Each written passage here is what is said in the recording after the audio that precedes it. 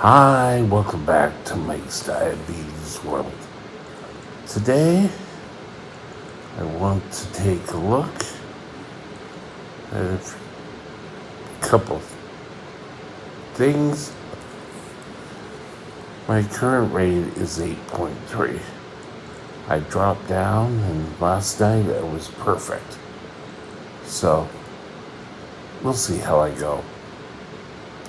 A lot of correction today, but the pump seems to be doing what it's being designed to do, which is great. As you can see, my slowly dropping down. I have fully carbonated, fully calibrated. I have 4.7 units of active insulin in me right now, so that is a plus. Current blood information, 81% in range, 19% above, 81% low, 7.8 is the average blood sugar. It's a respectable number. Still not as good as I like. This number has come down quite a bit. I haven't been sick today, but we've had a few issues otherwise. So all good.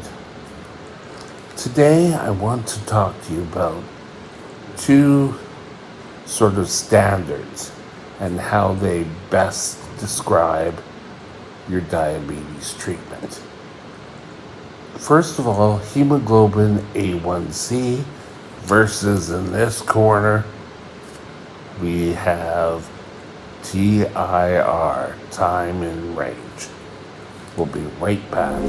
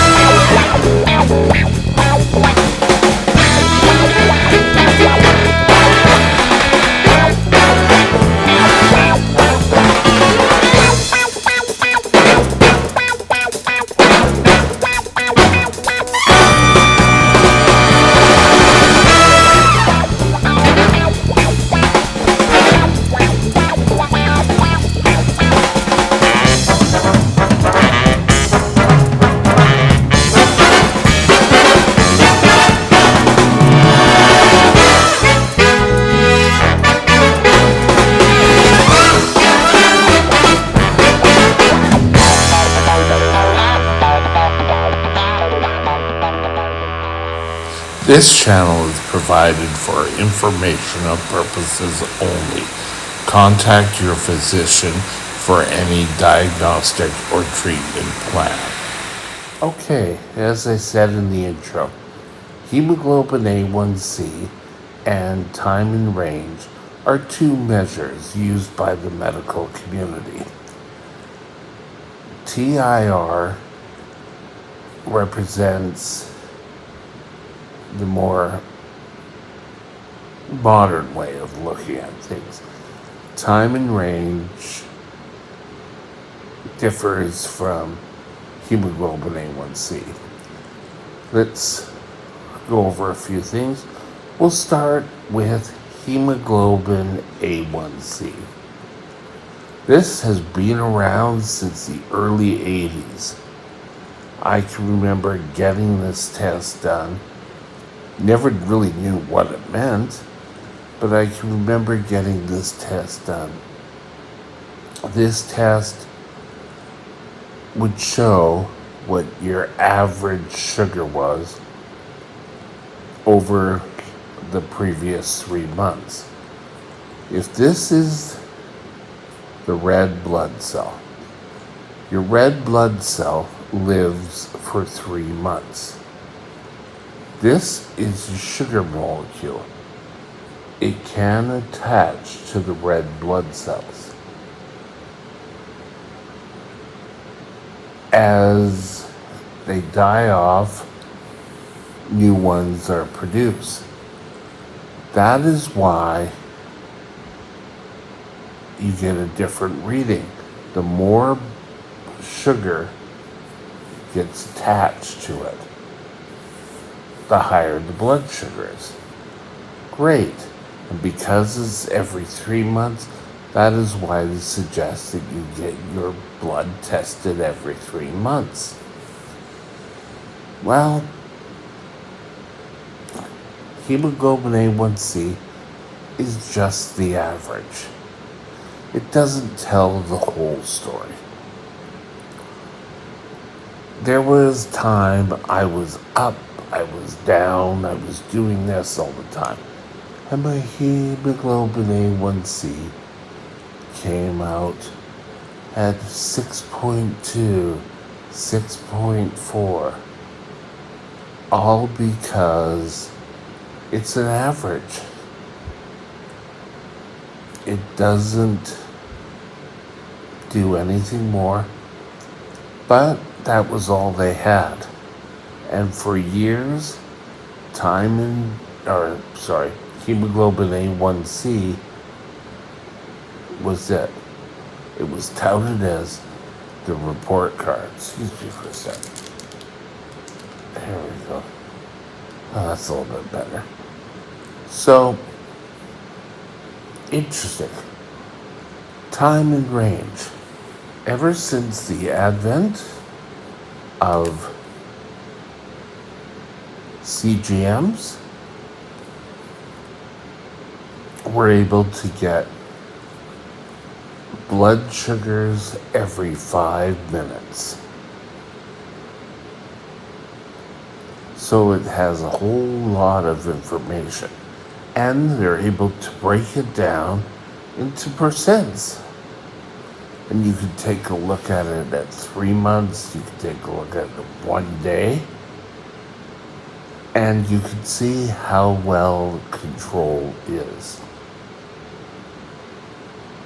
It's pretty amazing. As more people get onto pumps, I'll believe this will become the standard. Now, hemoglobin A1c still has a role. Today, the role is that it's more as a diagnostic tool. It takes a look at over 3 months how the blood sugar has been done. It would be nice that someone who's had type 1 gets or diagnosed for type 1 could get on a pump or CGM just to figure out what this is. However, most diabetics who are diagnosed don't have 3 months. Pure and simple. Let's just get this up a bit, maybe. There we go. Okay, so how are we going to modify this? We're going to very easily,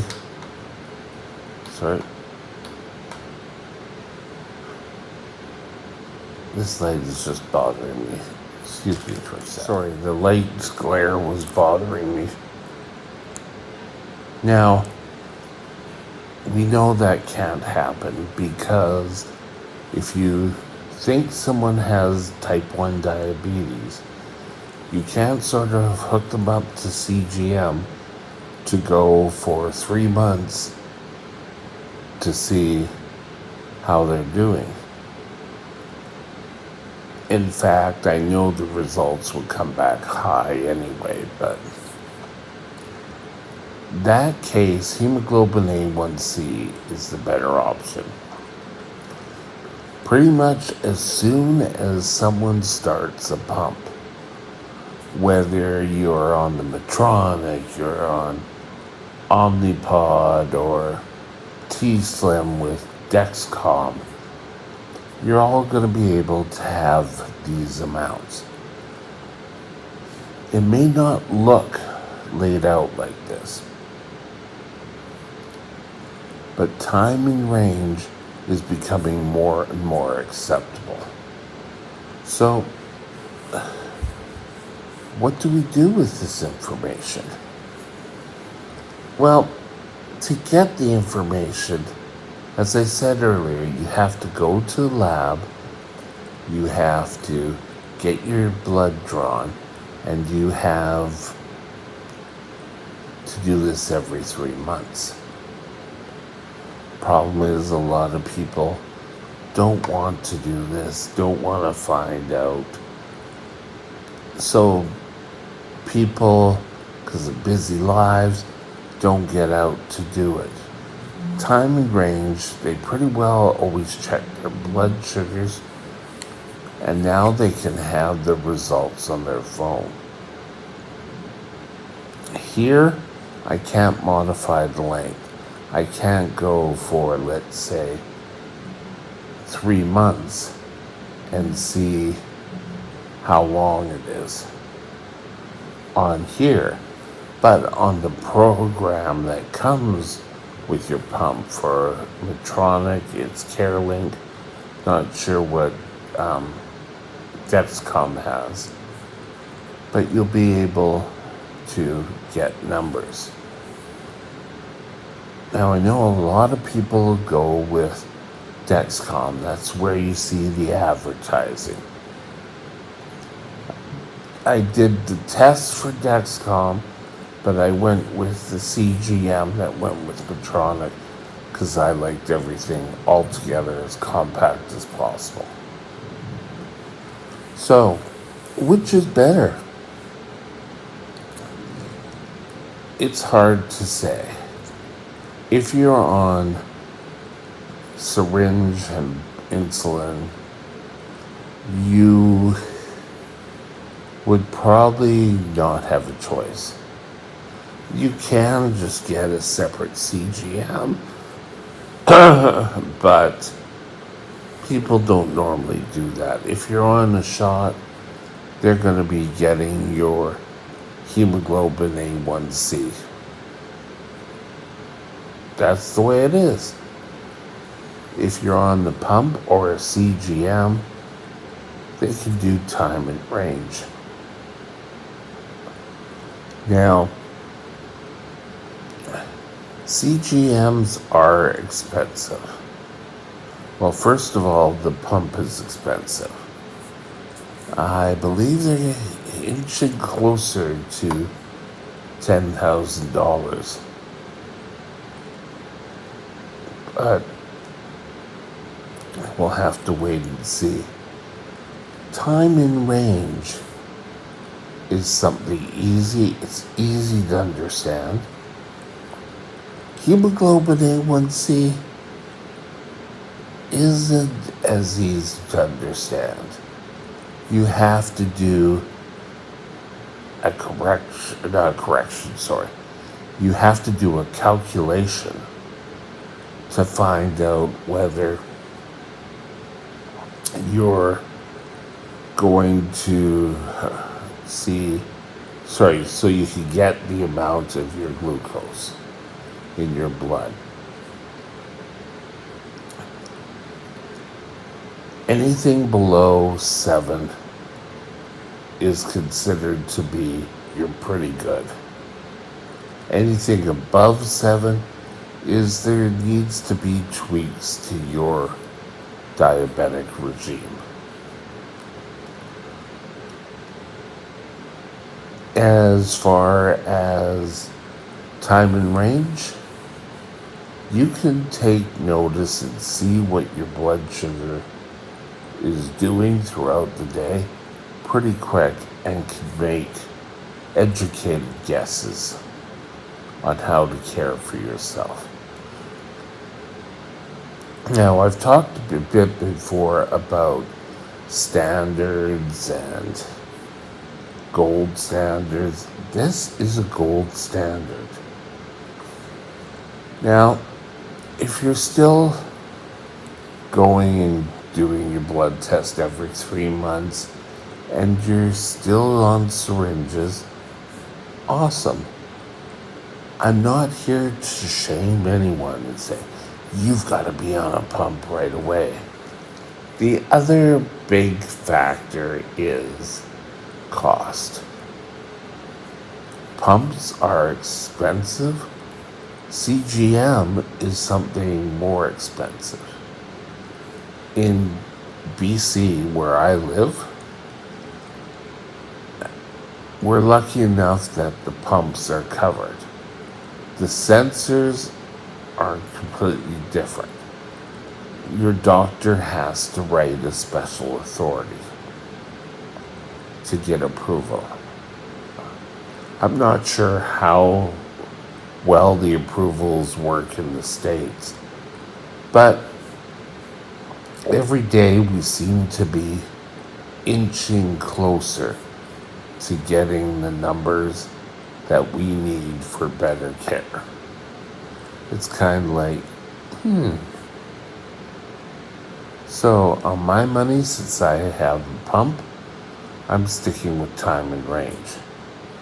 But don't let someone force you into having a pump just because, oh yes, you need to have all this wonderful information. It's great to have if you need it. If you don't need it, then, and you're doing great, that's all that's needed. But time and range is an excellent way to understand your care. And with that, I hope you have a wonderful day, and we're going to call it a day. Bye now. My email is mikesdiabetesworld@gmail.com. mikesdiabetesworld@gmail.com.